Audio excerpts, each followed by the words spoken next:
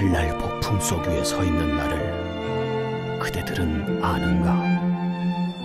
홀로 지켜야 하는 난 맞설 것이다.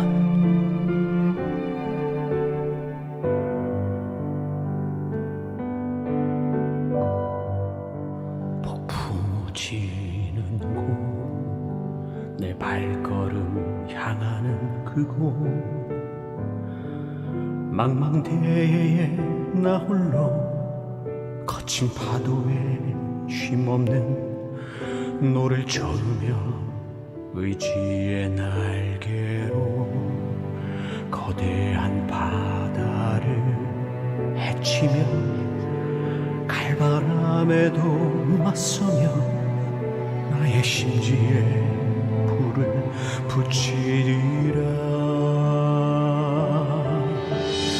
내 무덤에 침을 뱉어라.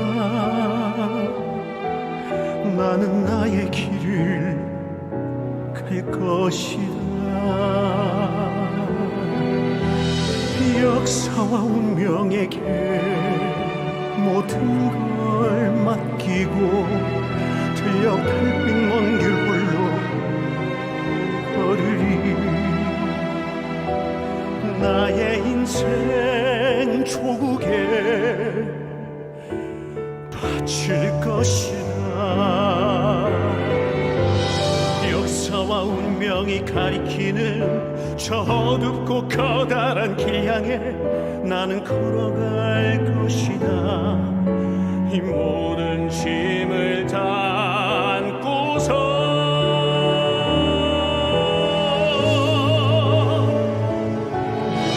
내 무덤에 짐을 뱉어라.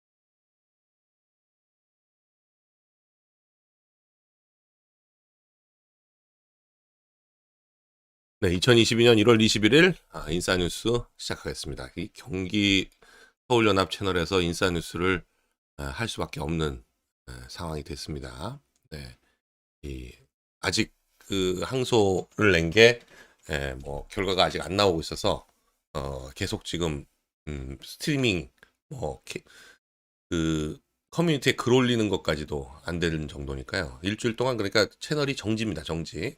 네.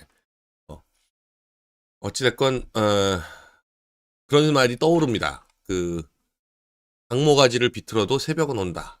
네, 새벽이 48일 후에 올 거로 믿고 저희는 끊임없이 모가지를 비틀리던 허리가 꺾이건 소리를 지르겠다는 말씀을 드립니다. 네. 오늘 좀 제가 시작도 조금 늦었군요. 시작되면 늦은 이유가 이 뉴스 한번 볼까요?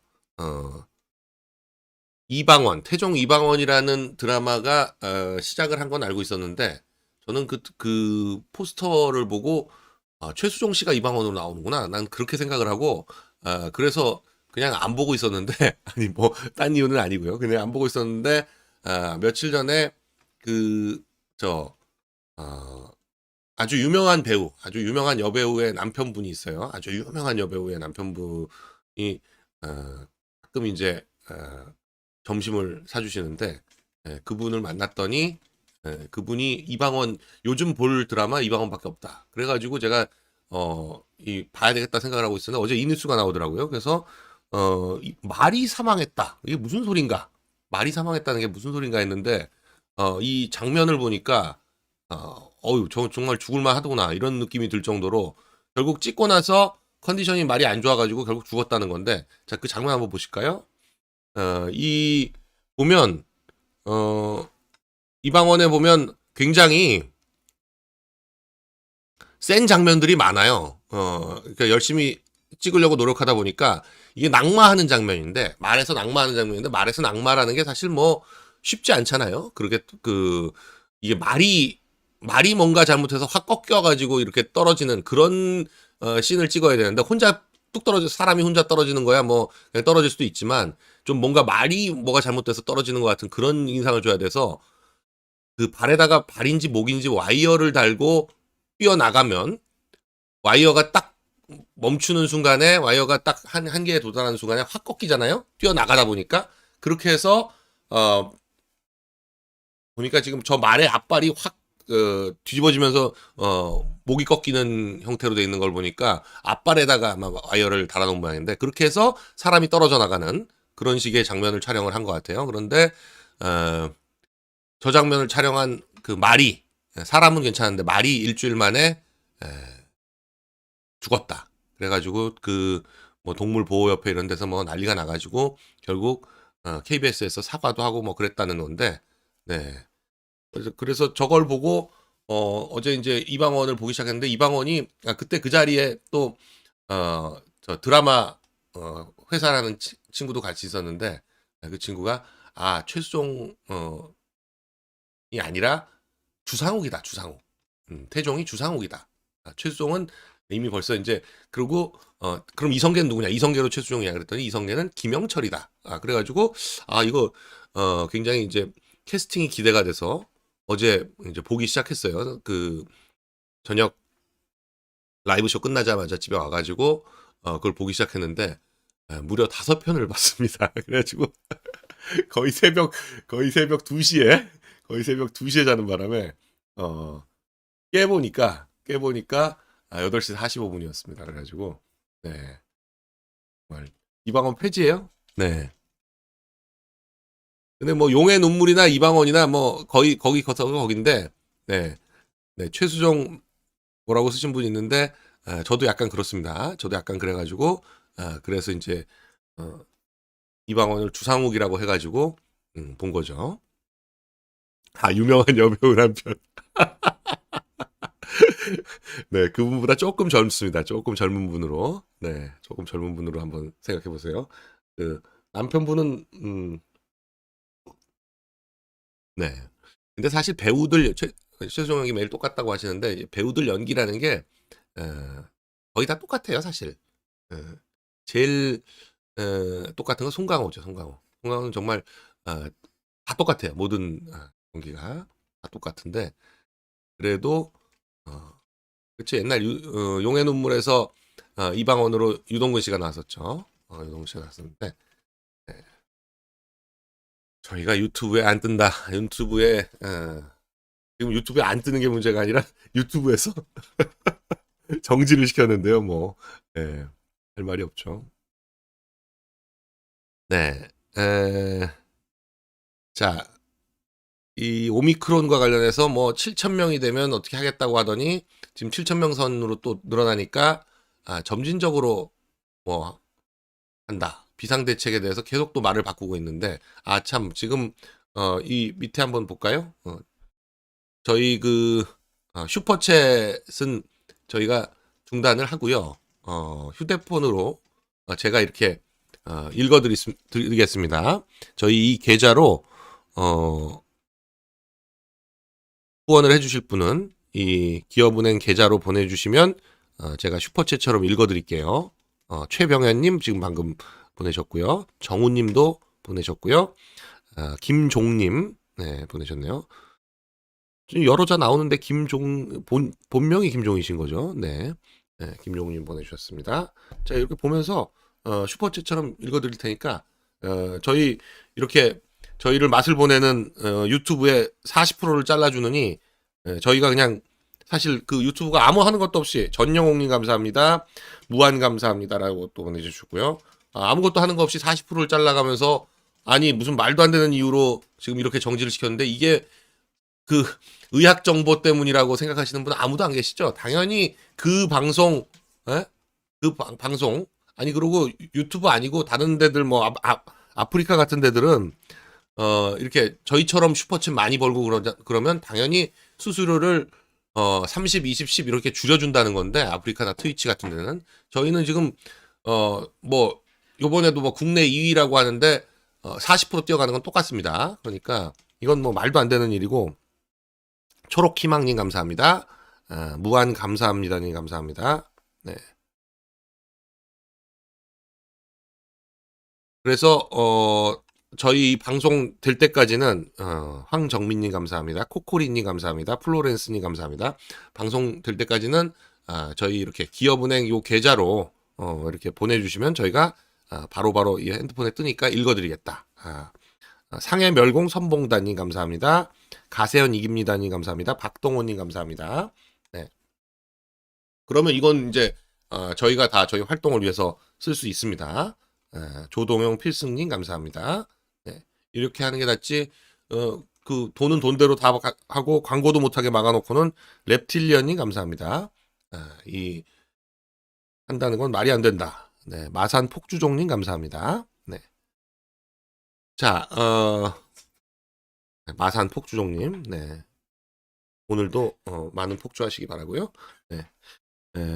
샤이니 HJ님 감사합니다. 청담님 감사합니다. 네. 자, 김용우님 화북 성모 안 까시네요. 네. 그리고 최유진님 감사합니다. 김영교님 감사합니다. 이경숙님 감사합니다. 네.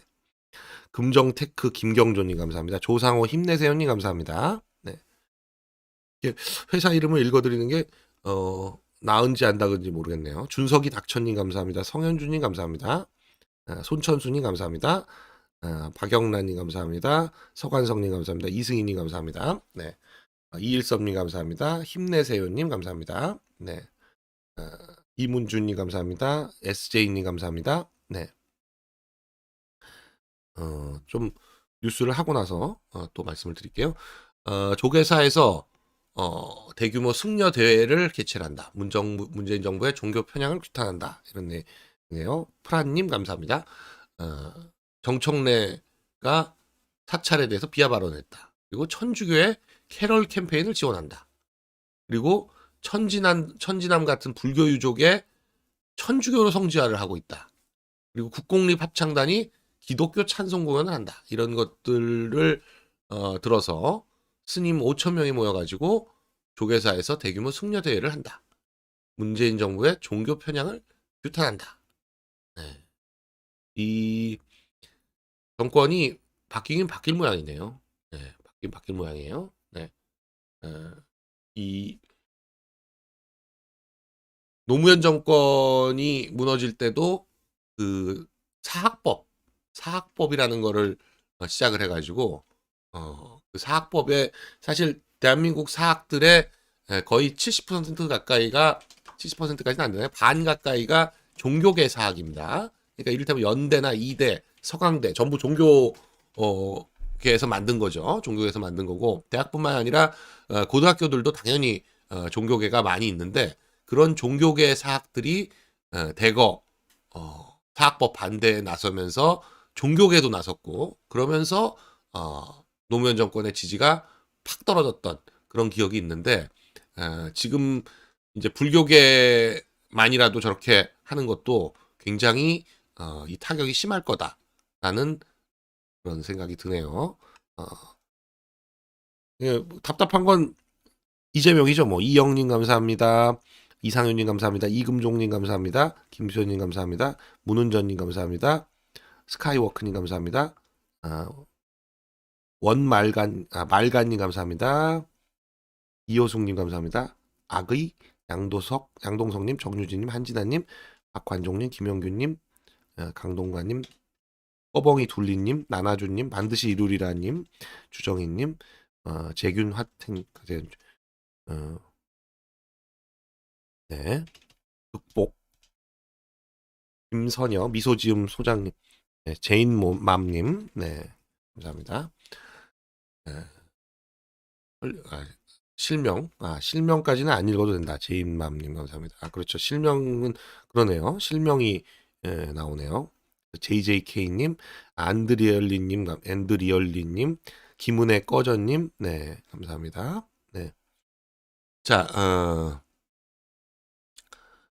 영국하고 일본은 이제 결국 이제 위드 코로나를 다시 확대하는 분위기입니다. 이게 오미크론이 어, 퍼져나가다 보니까 방역 패스와 스테이 홈을 끝낸다라는, 그리고 코로나 얘기는 하지 많은 게 낫겠어요. 예, 이렇게 일본하고 영국은 좀 분위기를 바꾸는 것 같다.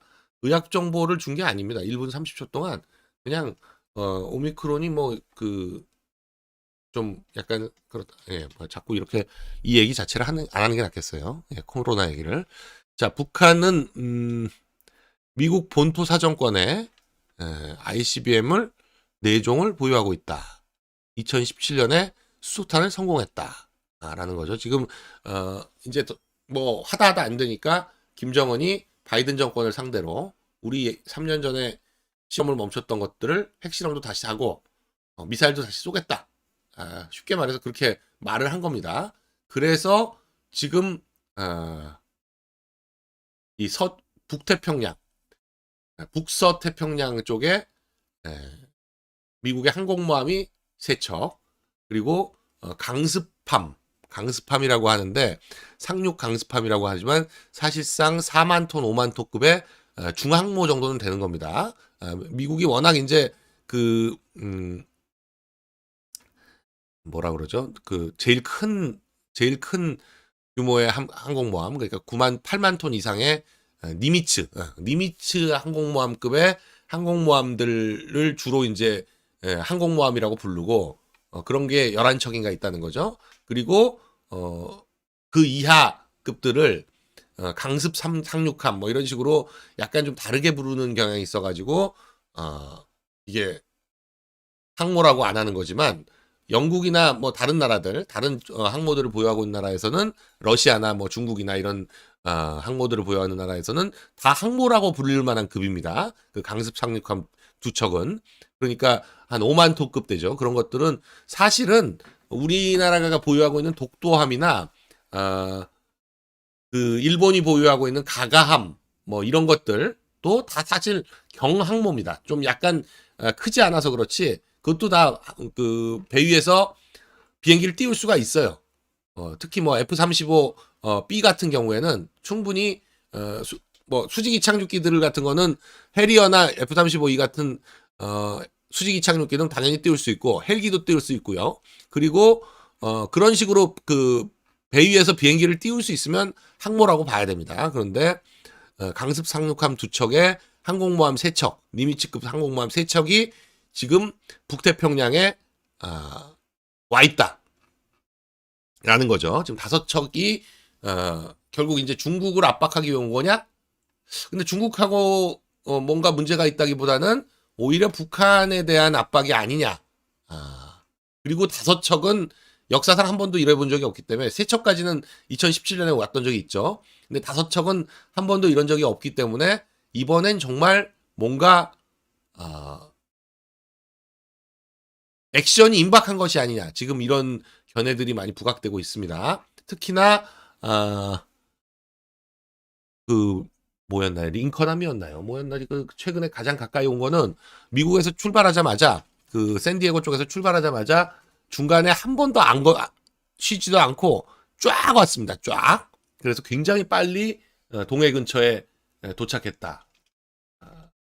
항모 지금 5척이 고고 SBS 기사 요 기사도 괜찮네요. 여기서도 괜찮고 지금 그 지도를 봐야 돼.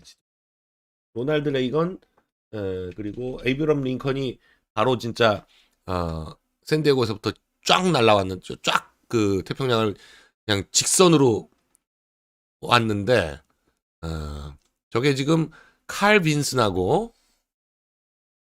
로널드 레이건하고 에이브럼 링컨 요 세 개가 니미츠급 항공모함이고요. 아메리카하고 SX가 강습 상륙함 급이다. 이렇게 볼 수 있죠. 네. 네.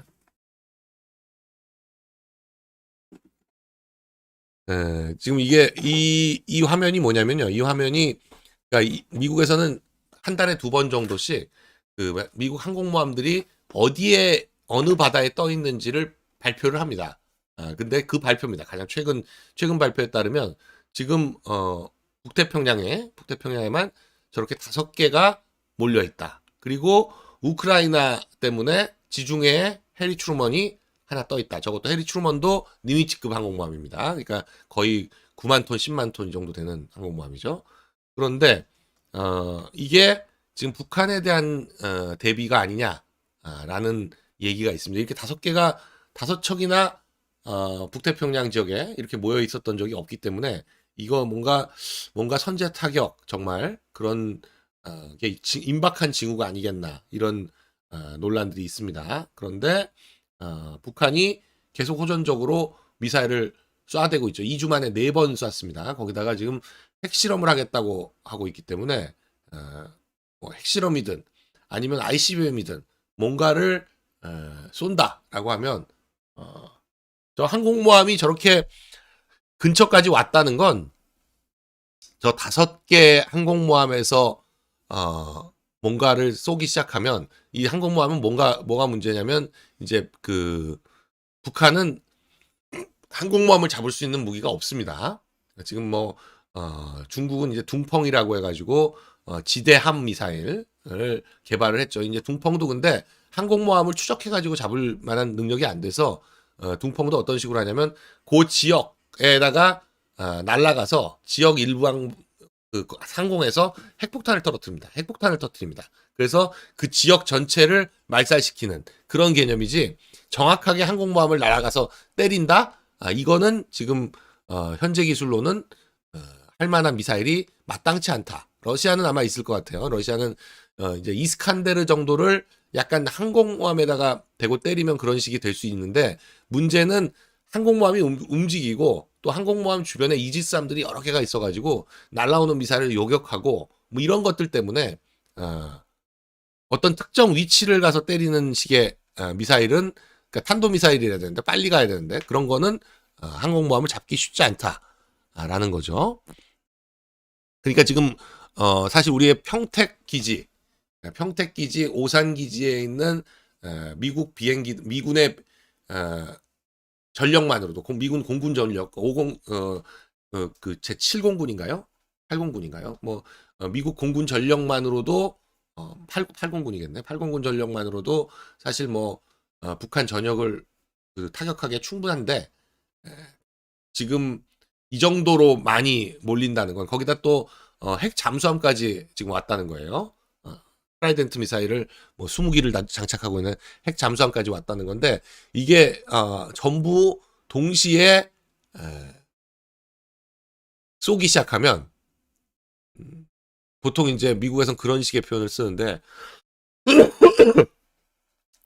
지도에서 사라진다. 그러니까 북한이라는 국가가 지도에서 사라지고 북한이라는 국가 체계 자체가 완전히 무너진다. 일단 가장 큰 타격은 물론 그 김정은이겠죠. 김정은이 자리 잡고 있는 뭐 주석궁부터 시작해서 이 뭐 평양 지역 전체에 대해서 집중 타격을 할 거고 그리고 나머지 타격점들은 뭐 명확합니다. 핵실험을 했던 곳이라든지 핵 미사일이라든지 이런 것들이 보관돼 있을 것으로 추정되는 곳들 한 90여 군데 타격점이 있다 그러죠. 그런 것들을 집중적으로 타격하겠죠. 그 외에 나머지 뭐 북한의 전력이라는 건 뭐 거의 의미가 없으니까요. 해군 공군 전력은 사실상 거의 없다고 봐도 과언이 아니고 예전에 처음 우리 그 이지스함이 2000년대 초반에 2006년 7년 그때 처음 이지스함이 취역했을 때 이지스함 취약했을 때 무슨 얘기를 했었냐면 북한 해군 전력 전체를 이 이지스함 한 척이 커버할 수 있다라고 했을 정도로 해군 전력이 취약한데 그 취약한 해군 전력이 또 그 이후로 15년이 지나가지고 더 낡고 후져졌다. 그러니까 공군은 말할 것도 없습니다. 그 북한이 새로운 공군기를 취역시켰다는 얘기를 들어본 지가 뭐 몇십 년 됐기 때문에 북한 공군기라는 게 되게 다 5, 60년 된 50년대, 60년대 도입했던 공군기라서 뭐 기수로는 뭐 400기니 500기니 하지만 미그 15, 17, 19가 한 2, 300개 될 겁니다. 미그 15, 17, 19 그런 것들. 그리고 AN2라고 이제 프로펠러에 목재 날개 달고 있는 그런 비행기들도 아직도 운양을 한다는 거니까 이런 거죠. 이게 아마 AN2 정도 될 거예요. 네. 그리고 미그 15, 19, 17, 미그 15, 17, 19, 21 이게 사실 굉장히 많거든요, 북한에. 네. 요 정도가 수호이 25 정도 될 겁니다. 이 수호이 25 이게 아마 북한의 최신의 전투기일 거예요. 그래서 김정은이 저 앞에서 사진 찍었을 텐데 저건 몇 개 안 되고요. 저건 몇 개 안 되고 저건 90년대 초반에 아마 들어왔을 텐데 저건 몇 개 안 되고 정말 미그 15, 17, 19 한번 수호이 29일 거예요. 저게 방금 저게 27인가 27이네요. 27.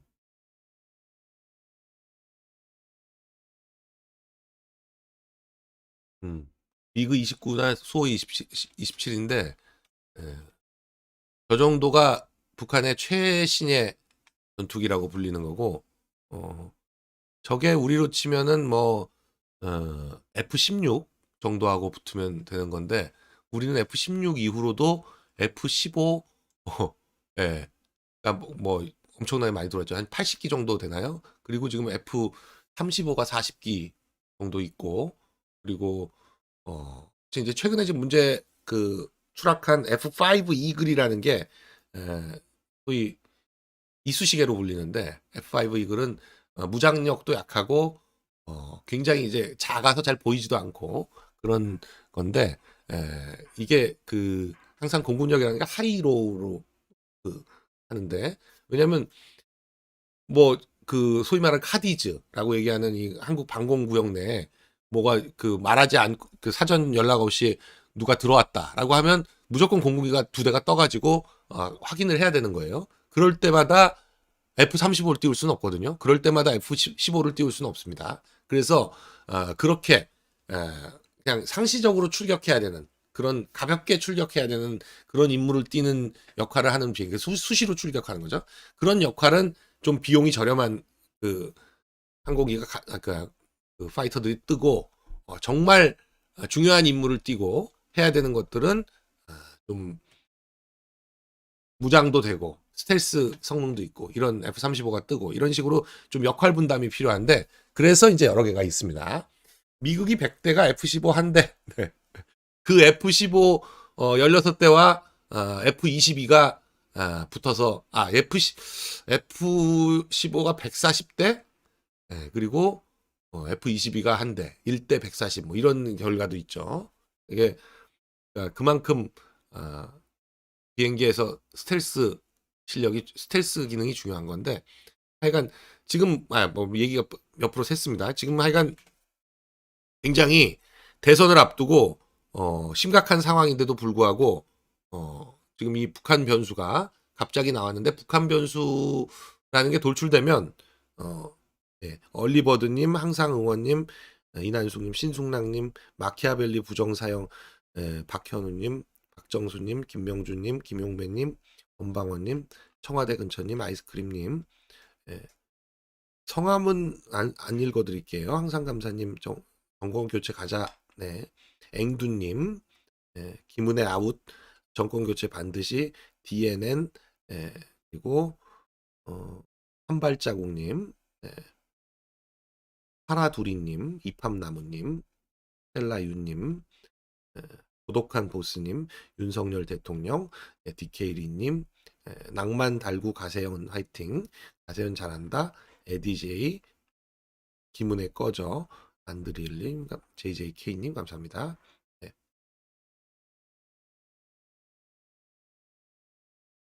F-22가 이제 랩터죠, 소위 말하는.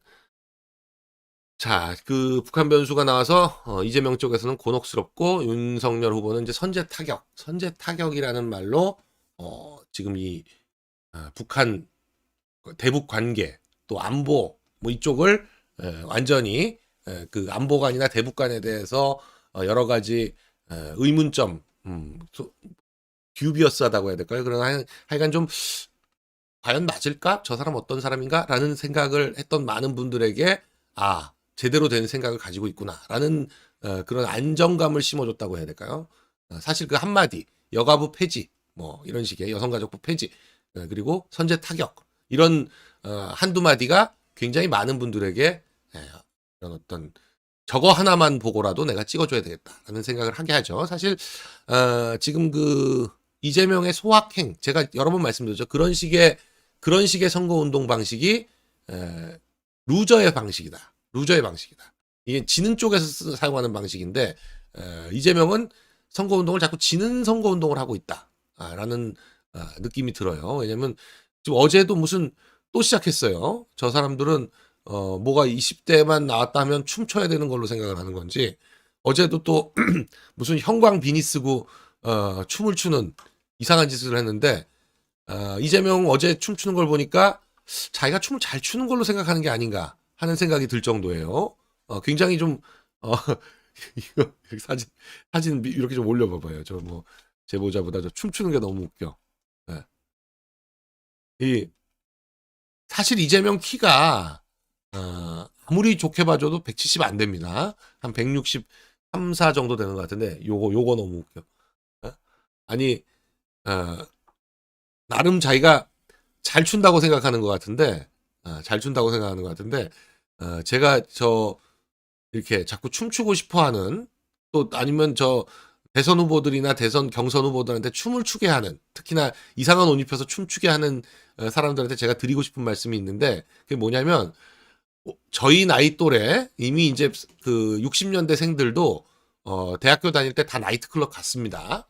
50년대생들은 나이트클럽 안 가거나 대학 안 간 사람들도 꽤 있지만 60년대생들은 다 대학 갔어요. 그러니까 80년대 대학 다닌 사람들은 나이트클럽 다 갔어요. 근데 대학교 때도 나이트클럽에서 인기 없었던 사람은 나이트클럽 가긴 가지만 춤 안 추거나 춤추는 거 싫어하거나 인기 없거나 이런 사람들은 나이 먹어서 50대 60대가 돼서 춤추게 하면 더 못 추면 못 췄지 더 잘 춰지질 않습니다.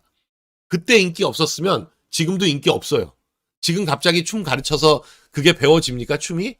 예? 한 3년에서 5년 배워도 예쁘게 춤추려면 쉽지 않은데 그게 하루 이틀에 되지도 않거니와 춤이라는 게 잘 추지 않을 거면 뭐 안 추는 게 낫지 어설프게 추는 거 굉장히 웃기거든요. 그 문재인 어설프게 춤춘 거 얼마나 놀림됐습니까? 5년 동안. 예? 그런데 문재인은 그때는 인기가 좋았기 때문에 된 거지 춤춰서 된 게 아니에요. 응? 근데 문재인이 춤추고 됐다. 그래가지고 뭐 다른 사람이 춤추는 모양인데 그건 춤춰서 된 게 아니라 인기가 좋은데 춤이 그냥 크게 큰 마이너스가 안 된 것일 뿐이죠. 예? 문재인 춤춘 것들이 하나 문재인 춤춘 건 다 놀림거리야. 예. 이거 나 그게 제일 웃겨. 이것도 이거라 이거. 예?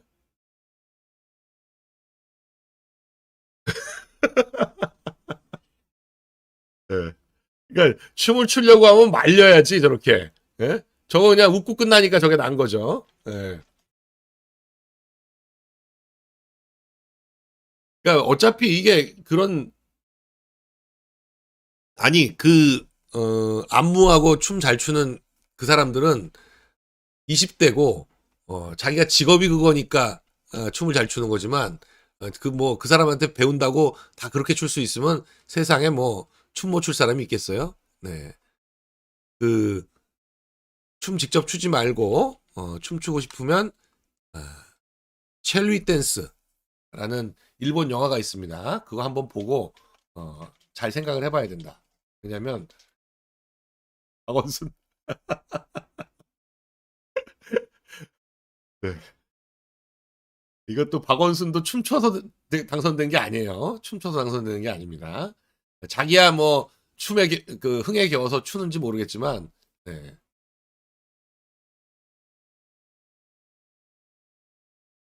네. 이상하게 저 사람들은 춤을 추게 해. 정말 누가 마치 춤추라고 지령이라도 내린 것처럼 이상하게 춤을 추는데 역시 뭐 저런 거 저 사람들은 그래도 됐으니까 낫지만 한 방에 간 사람 다시 한번 보자면 예? 최범계 정수기 춤추는 것까지는 뭐 안 가겠습니다. 네, 제가 정수기는 얘기하다가 저 뭐야 감옥 끌려간 게 너무 큰 추억으로 남아 있어서 트라우마가 있어요. 정수기 얘기하는 건. 네. 이 이 춤추다가 이거 춤을 추지도 않았어요. 저 옷 입고 선글라스 낀 것 때문에 바로 최범계가 돼가지고 그냥 예, 이 화면에 최범계 진짜 최범계 화면이 나. 네.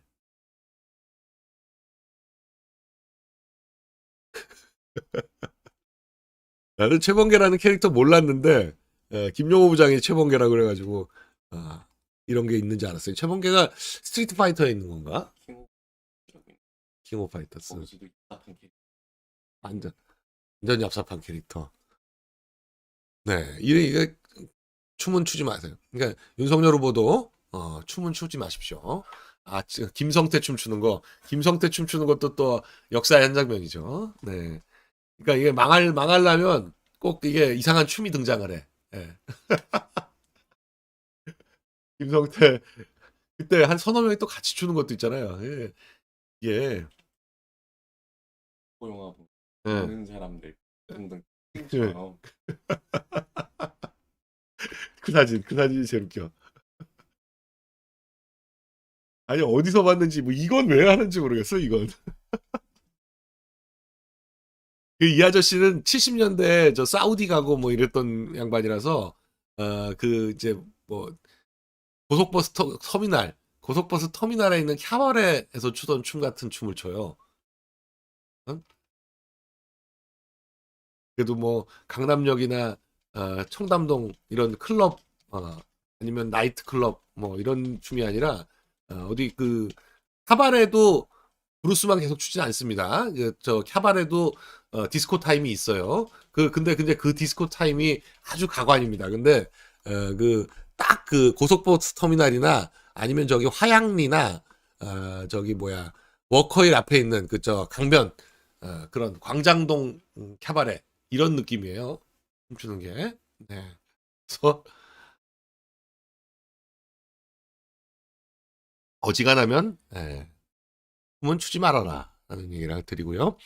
자, 김명수 체제도 이제 곧 무너질 때가 됐죠. 이제 5년이 됐으니까 이제 1년 남았는데 지금 사법적폐 어쩌고 해가지고 했던 그 판사들이 다 무죄입니다. 단 한 건도 유죄가 안 나오고 있어요. 그런데 전부 무죄인데 1, 2심, 3심까지 무죄가 난 그 무죄를 받은 판사가 지금 2명이 있는데 한 30명, 15명인가 30명쯤 기소가 됐는데 지금 2명은 완전 무죄가 났죠. 그랬더니 그 무죄가 난 판사 2명에 대해서 징계를 하겠다라고 해서 법원 내부에서는 신광렬과 조희연 판사죠. 신광렬과 조희연 판사. 굉장히 두 분 다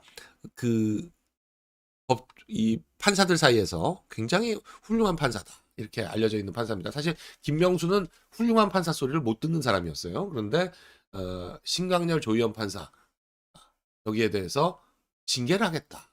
그래서 지금 법원 내부에서는 지금 이게 그 김명수가 아직도 착각을 하고 있는 게 정권 초기에는 자기들이 한 80% 목소리를 냈죠. 법관 대표회의라도 그렇고. 근데 실제로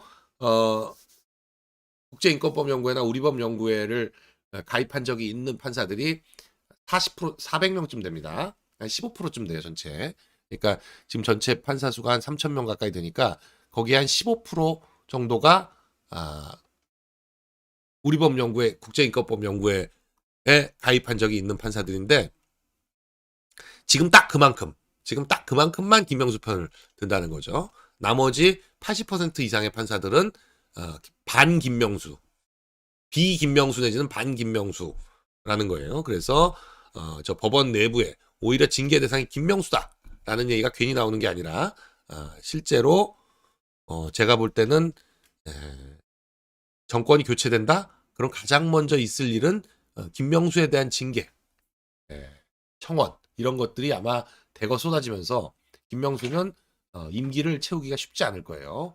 아니면 최초로 사법부 내에서 대법원장을 징계하는, 지금 대법원장 뭐 이미 구속까지 했었기, 전직 대법원장을 구속까지 했지만 현직 대법원장에 대해서 징계하자는 목소리가 나오지는 않았었는데, 지금 김명수 체제하에서 일어난 많은 일들이 있는데 그런 것들을 들어가지고 현직 대법원장을 징계하자, 이런 얘기가 법관 회의에서 나올 거고, 그러면서 김명수에 대한 수사를 하자 얘기가 나오면 김명수가 사퇴할 수밖에 없지 않겠나. 정권 교체가 되면 그런 식으로 흐름이 가야 된다라는 거죠. 정권 교체가 되면 어떻게 해야 된다라는 생각이 굉장히 제가 많은데, 지금 이제 대법원이 그렇게 가야 되고요. 국회는 지금 180석인데 이걸 뭐 다르게 갈 거 없습니다. 부정선거를 가지고 뒤집으면 돼요. 저희가 지금 108개를 갖고 108개를 소송을 하고 있기 때문에 이걸 한꺼번에 다 까가지고 부정선거다라는 걸 밝히면 현재 돼 있는 사람들은 어쩔 수 없더라도 이 소송에 걸려 있는 사람들은 전부 날려서 한꺼번에 선거 다시 할 수 있습니다. 보궐선거로. 재선거죠, 재선거. 보궐선거가 아니라 원래 선거 자체가 무효인 거니까 재선거로 한 100석 정도 다시 하면 지금 뭐 180석 바로 뒤집을 수 있습니다. 충분히. 그래서 그렇게 해서 정권을 안정화시키고 가야 된다. 지금 뭐 어제 이재명 춤추는 걸로 봤을 때 이재명 되기는 이제 쉽지 않다. 오히려 이재명은 이제 구정 설 뭐 이때쯤 해가지고 정권 그 후보 교체론이 다시 또 등장할 가능성이 높아서 지금 저 대선 후보 자리 유지하기도 만만치 않다. 지금 그리고 한국일보에서 계속 그 녹취록을 까고 있죠. 한국일보에서 녹취록을 계속 까고 있는데 역시 또 한국일보가 자기 손 굽는다고 홍성곤 빼주기 위해서 오늘 깐 거는 좀 이상한 걸 깠어요. 무슨 뭐 돈을 뭐 대한항공 쪽에서 빌려달라고 한다. 조원태가 김만배한테 돈 꿔달라고 했다. 그리고 30억 빌렸다가 갚았다. 뭐 이 얘기를 하는데 저 녹취록과 실제 돈을 꺼줬다고 하는 것과 타이밍이 좀 안 맞습니다. 저 얘기가 나온 게 2020년 3월 31일인데 실제로 돈을 껐다 갚은 거는 2021년 7월이라 그래요. 7월에 껐다가 3주 만에 갚았다 이렇게 얘기하는데 제가 볼 때는 이거 홍성곤을 빼내기 위해서 홍성곤 지금 50억 클럽에서 실제로 50억이 간 사람은 곽상도하고 홍성곤이다 지금 이렇게 알려졌는데 50억 전액이 홍성곤은 지금 50억이 가긴 갔는데 갚았다라고 홍성곤이 주장을 하고 있는데 이게 약간 입을 맞춘 게 아닌가 싶은 생각이 들어요. 저런 그 조원태 얘기를 꺼내서 조원태한테 김만배가 직접 돈을 쏴준 게 아니라 홍성곤을 주고 홍성곤이 쏴줬다 뭐 이런 식으로 해서 돈을 막 계속 돌려서 홍성곤을 빼려고. 왜냐면 홍성곤이라는 게 말씀드렸지만 한국일보에서 84년도에 한국일보로 들어갔다가 한국일보에서 최무인가요?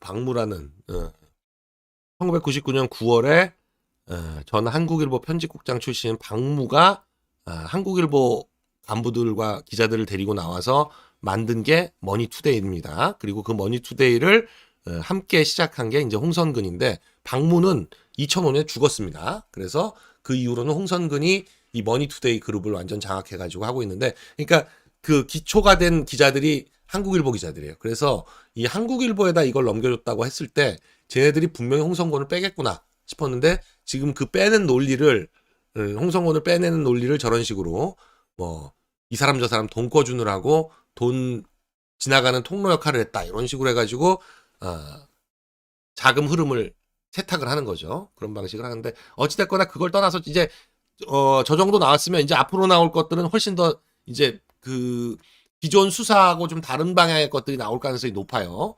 그래서 그런 것들이 등장을 슬슬 나오기 시작하면 결국 이재명의 근처까지 가는 얘기들이 갈 수밖에 없다. 이재명까지 가는 얘기들이 갈 수밖에 없다라는 겁니다. 자, 박원순과 관련한 박원순의 피해자가 책을 냈습니다. 나는 피해 호소인이 아닙니다라는 책을 냈죠. 나는 피해 호소인이 아닙니다라는 책을 냈는데 이 책에서 구체적인 얘기들이 많이 나오고 있습니다. 박 시장은 내실에서 둘만 있을 때 소원을 들어달라며 안아달라고 부탁을 했다. 이 박원순이 진짜 좋아했나 봐. 네. 그리고 그 여자도 나를 좋아한다고 믿은 것 같아요. 여자도 나를 좋아한다라고 믿은 것 같아. 그래서 뭐 이렇게 나요. 자, 뭐저 구체적인 내용은 아침에 기분 들어오니까 그만하시고요. 뭐 대충 내용들은 다 아시겠죠. 저게 좌파들은 어떻게든지 저런 걸 자꾸 뒤집어 보려고 하는데 이걸 저희가 계속 이렇게 책도 내고 또 가끔 환기를 시켜서 이게 역사라는 게 결국 힘을 잡고 권력을 잡고 역사를 기술하는 사람들이 결국 역사를 쓰는 사람들이 역사를 장악하는 거죠. 그런데 역사라는 게 결국은 사료에 의해서 써야 되는데 저런 어떤 직접 사료, 1차 사료라고 하죠. 저런 것들이 계속 나와줘야 됩니다. 피해자가 쓴 책 이런 거 그리고 당사자가 쓴 자술서, 뭐 자서전 이런 것들이 있어줘야지 나중에 역사를 쓸 때도 그렇고 왜곡되지 않는다. 기록을 계속 남겨야 된다. 기록을 남겨야 된다. 그런 말씀을 드립니다. 저희가 그래서 계속 이 박 대통령의 책을 꼭 내야 된다고 생각했던 게 박 대통령의 입장에서 기술되는 글이 있어야 나중에라도 이 10년, 20년, 30년 후에 이 역사의 당사자들은 다 이제 퇴장한 이후에라도 제대로 된 글이 역사가 나오려면 그 자료가 필요하다. 그걸 본인이 쓰건 주변에서 쓰건 하여간 그런 게 많아야지. 그런 게 많아야지 그 입장을 반영해서 역사가 기술될 수 있다라는 거죠. 물론 이제 그리움은 아무에게나 생기지 않습니다는 굉장히 감성적인 그냥 편지를 주고받은 내용이지 구체적인 내용은 없습니다. 구체적인 내용은 없는데 후속편이 기다리고 있습니다. 후속편이 있어요. 후속편이 있기 때문에 후속편을 우리가 반드시 또 출판을 하겠다라는 말씀을 드립니다. 이 역사를 바로 제대로 기록을 해야 되기 때문에 그게 필요합니다. 지금 보니까 교보문고 순인데요. 이게 지금 전체 순이에요? 시사정치 분야만 이런 거죠. 전체 순위에서도 그리움은 아무에게나 생기지 않습니다는 1등입니다. 전체 순위로도 1등이고 이건 지금 시사정치 분야인데 시사정치 분야는 이 순위에서 굉장히 좀 밀리긴 합니다. 그런데 그래도 1, 2, 3등을 굿바이 이재명과 또 우리 로켓펄치까지 차지하고 있다는 거. 그래서 여러분들이 계속 성원해 주시고 있다는 거. 특히나 이 그리움은 보니까 책을 받으신 분들이 더더욱 받아서 읽어보고는 더 주변에 추천을 하고 많은 분들이 본인이 읽으신 다음에 몇 권 더 사서 주위 분들한테 선물하고 그렇게 하시는 것 같아요. 읽으신 분들이 선물하시는데 특히 구정에 이번 설 연휴에 정말 딱 한 권의 책을 읽어야 한다면 저 그리움은 아무에게나 생기지 않습니다. 정말 꼭 한번 읽어봐야 될 책입니다. 특히 저는 저 책을 중고생들이 좀 읽어봤으면 좋겠다고 생각하는 게 사실 중고생들이 다들 뭐 학창 시절이 너무 힘들다, 뭐 공부만 하고 지내기에는 너무 짧다, 뭐 많은 얘기들을 하죠. 그런데 중고생 여러분들한테는 앞으로 남은 인생이 굉장히 길죠. 한 50년, 60년 최소한이 남아 있습니다. 그래서 그 젊은 날에 4, 5, 6년, 5, 6년, 뭐 중고 합치면 6년인데 그 6년의 시간을 잘 보내야 그 이후에 5, 60년을 위해서 굉장히 중요한 투자를 하고 있는 겁니다. 그러나 박 대통령 입장에서는 사실 65세부터 70세까지 5년입니다. 남은 인생이 아무리 길어야 뭐 20년 되기가 쉽지 않아요. 그런데 그 남은 인생이 뻔히 보이는데 그 중에 5년의 세월을 구치소의 독방에서 보낸다는 게 사실 상상하기가 쉽지 않죠.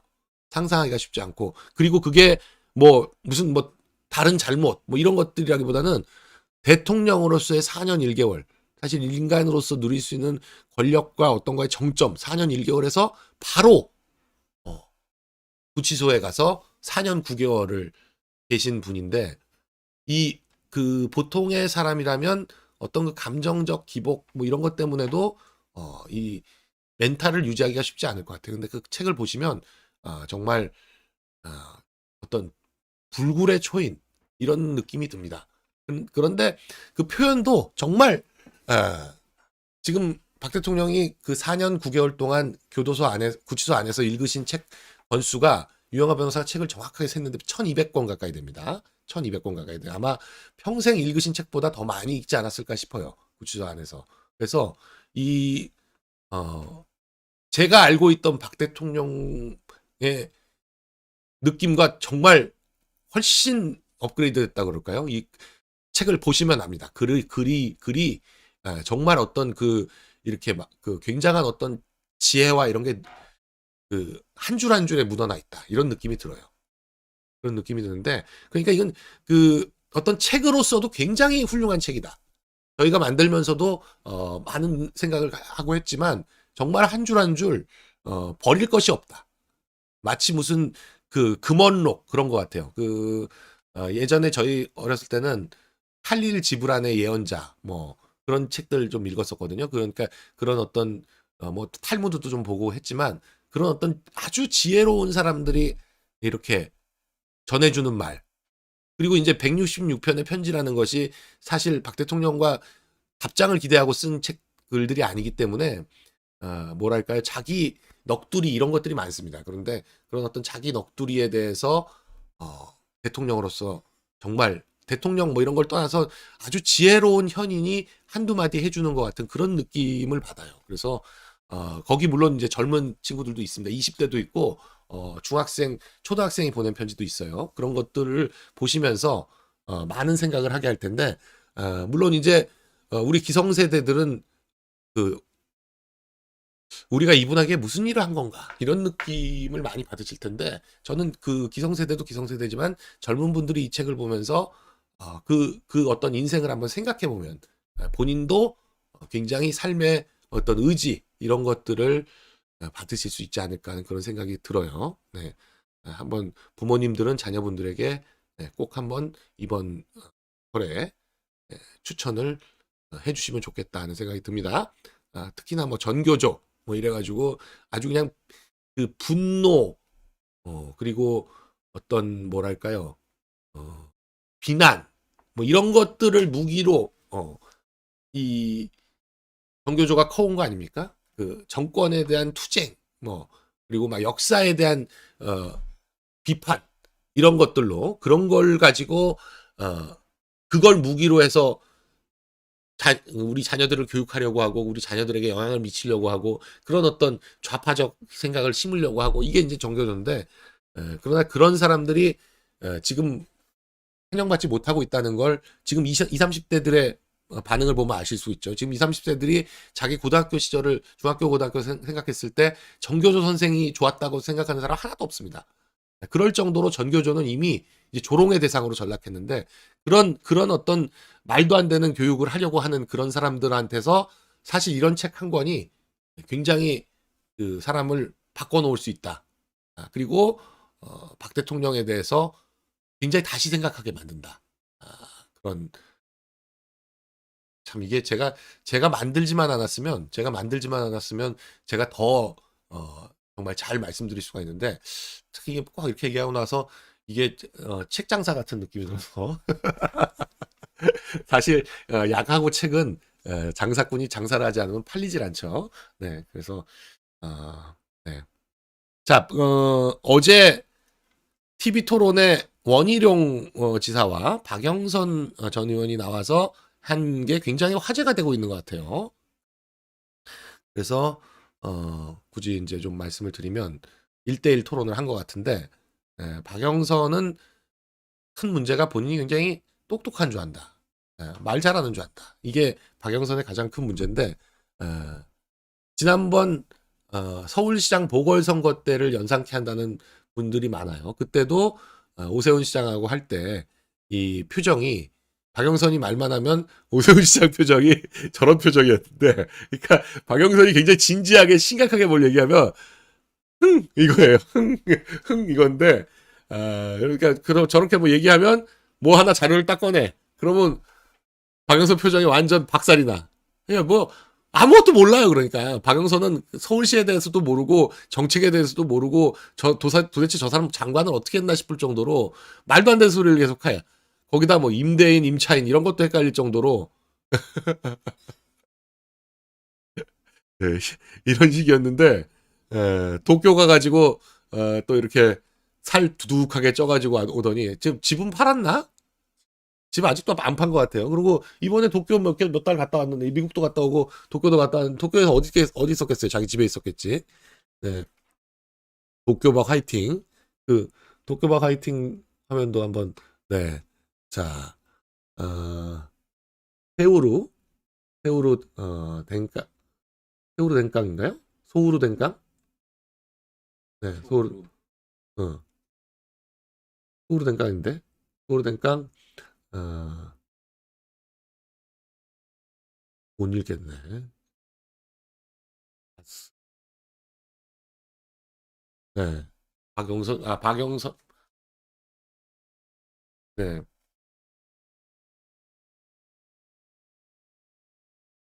네. 어, 뭐, 서울시장 보궐선거, 지금 서울시장 보궐선거 때는 부정선거를 안 한 거 아니냐.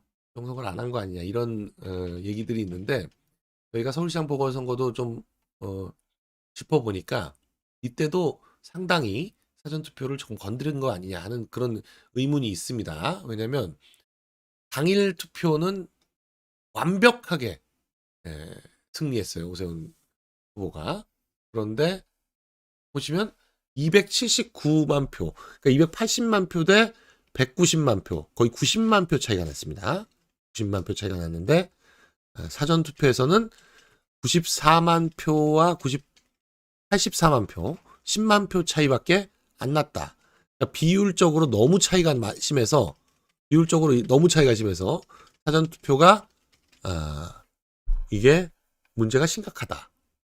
그래서 저희가 이번에 이제 캠페인을 하는데 대선 캠페인을 하는데 목표가 두 가지입니다. 하나는 사전 투표를 하지 말자. 왜냐면 사전 투표를 하는 건 내 표가 내가 찍은 사람이 아니라 다른 사람을 찍은 걸로 바뀔 가능성이 굉장히 높다. 그런 생각이 들기 때문에 절대 사전 투표하면 안 되고 당일 투표에서 투표를 해야만 투표가 된다. 저희가 이상하다고 하는 모든 표가 다 사전 투표에서 나옵니다. 붙어 있는 표, 뭐 배춧잎표, 화살비표, 뭐 이런 모든 이상한 표들이 전부 사전 투표에서 나오는 거예요. 뭐 이렇게 빳빳한 표들, 뭐 이런 것들이. 그래서 저희는 지금 어디까지 의심하냐면 표 전체를 바꿔치기 한 게 아니냐. 그런 의심까지 할 정도로 그러니까 사전 투표를 하면 그 표는 전부 이재명한테 가는 거다라고 생각하시고 반드시 당일 투표를 해야 된다. 당일 투표를 해야 된다. 이렇게 말씀을 드려요. 그러니까 물론 이제 그리고 사전 투표도 당연히 저희가 감시할 겁니다. 감시하지만 중요한 건 사전 투표하지 않는 거. 지금 당일 투표에서는 이상한 점을 크게 발견할 수가 없어요. 근데 사전 투표가 이상합니다. 사전 투표가. 그래서 절대로 사전 투표 하시지 말아라라는 게 특히 저희 방송을 보시는 모든 분들은 절대 저희가 이제 선거 때 가면 계속 그 말씀을 드리겠지만 절대로 사전 투표하시면 안 됩니다. 절대로. 이 비율을 보시면 이 비율이 거의 지난번 총선하고 비슷한 것 같아요. 너무나 당일과 사전이 다르다. 비율적으로. 그때는 사전이 확 높고 당일은 좀 덜 높고 이런 거였는데 차이가 덜 나고 그런 거였는데 이번에는 이런 식으로 좀 바뀌어 있는 거죠. 근데 표를 전체를 바꾸는 건 아니기 때문에 사전 투표에서 일부 표를 바꾸는 거라서 그러니까 사전 투표 전체를 좀 조정하는 거라서 당일 투표를 많이 이기면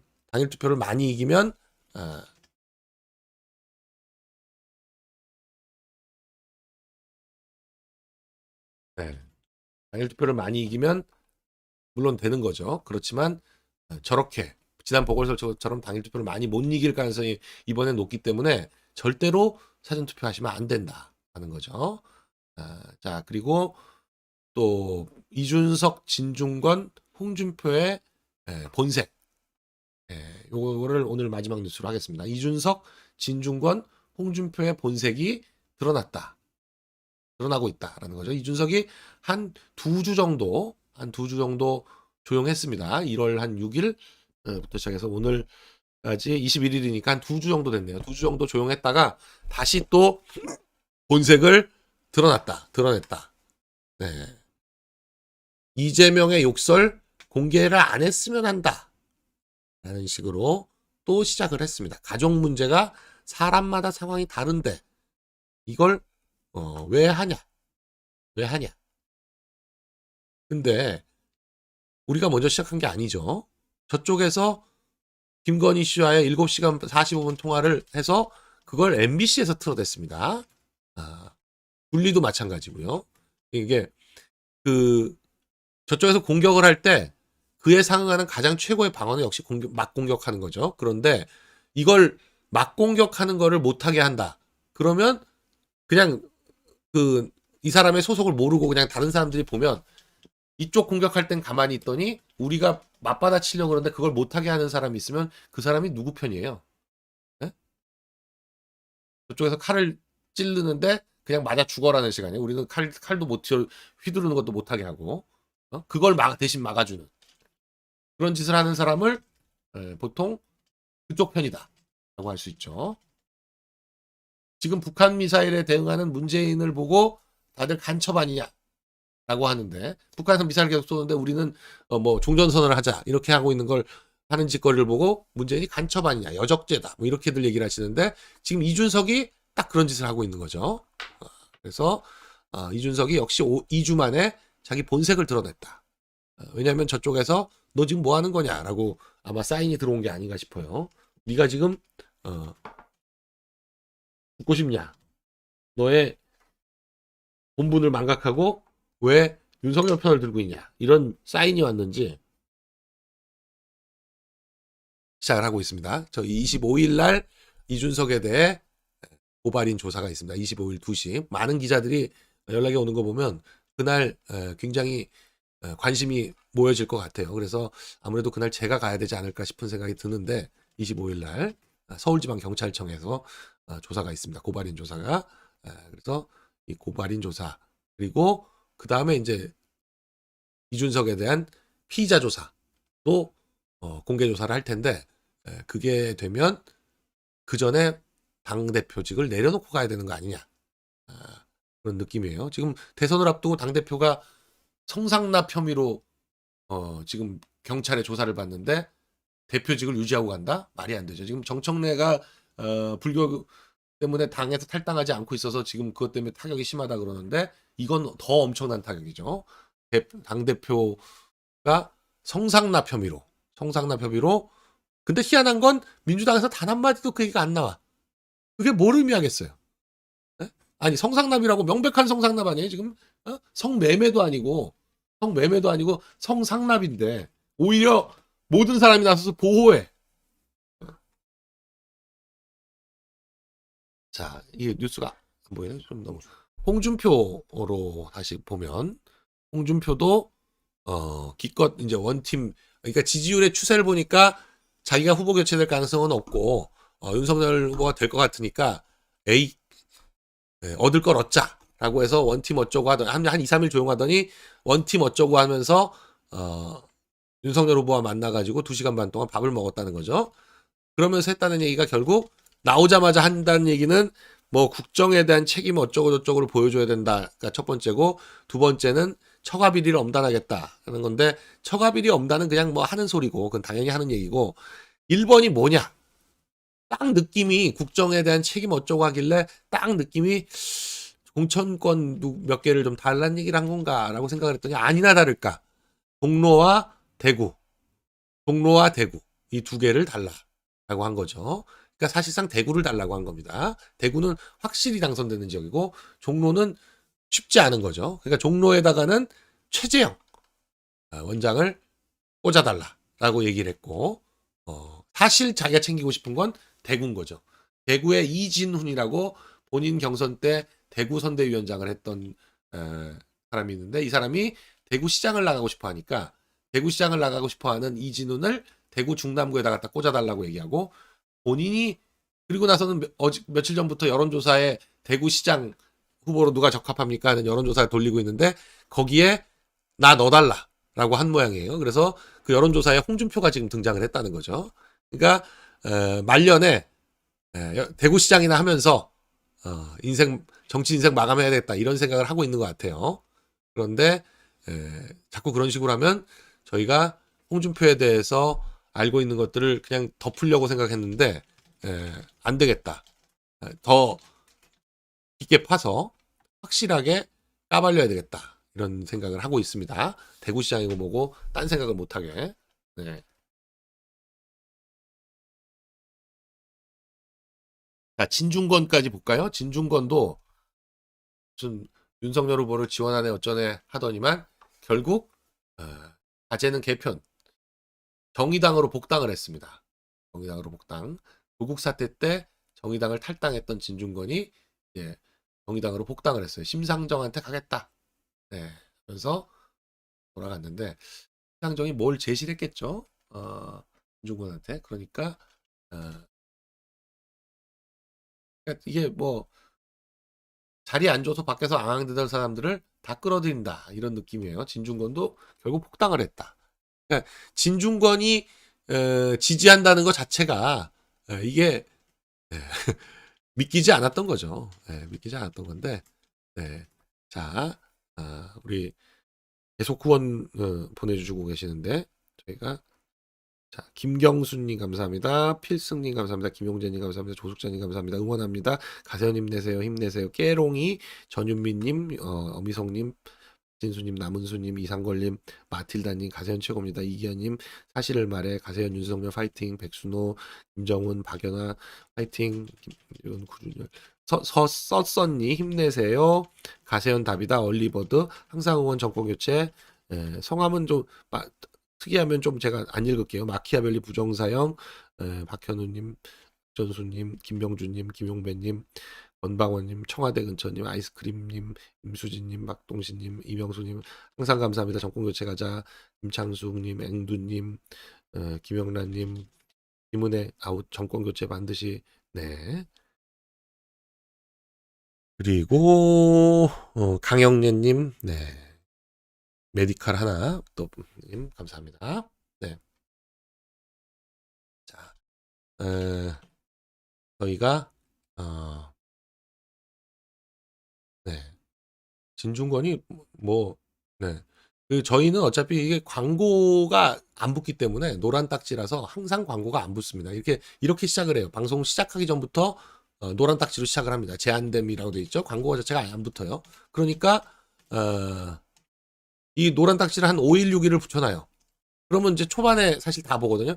그러니까 그러고 나서 파란 딱지로 다시 돌아와도 거의 뭐 안 보시기 때문에 광고 수익이라는 게 거의 없습니다. 그런데 뭐 저희가 무슨 뭐 조회수 8위를 하네, 자극적으로 하네, 어쩌고 하는데 그거하고 아무 상관이 없어요. 아무 상관이 없어요. 그건 이제 저희의 스타일인 겁니다. 기존 매체하고 좀 다른 스타일로 뉴스를 전달하는 스타일인 거지 무슨 뭐 조회수나 매출하고는 아무 관계가 없다. 아무 관계가 없다. 이렇게 생각하시면 될 것 같고요.